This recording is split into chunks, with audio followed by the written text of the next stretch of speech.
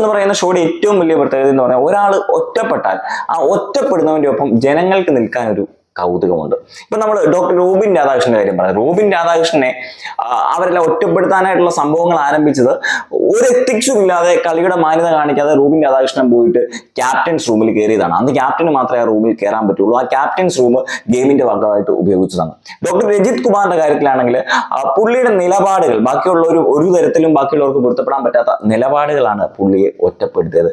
ഇവിടെ രതീഷ് അങ്ങേയറ്റം ചൊറിയുകയാണ്, വെറുപ്പിക്കുകയാണ്.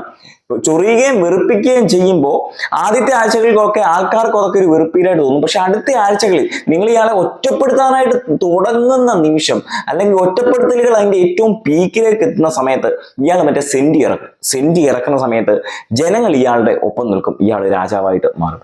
Big boss കളിക്കുന്നവർ ഏറ്റവും സൂക്ഷിക്കേണ്ട കാര്യം ഇതാണ്. ഇപ്പോഴത്തെ പോക്ക് കണ്ടിട്ട് ഈ പറയുന്ന രതീഷിനെ കൊണ്ട് രാജാവായിട്ട്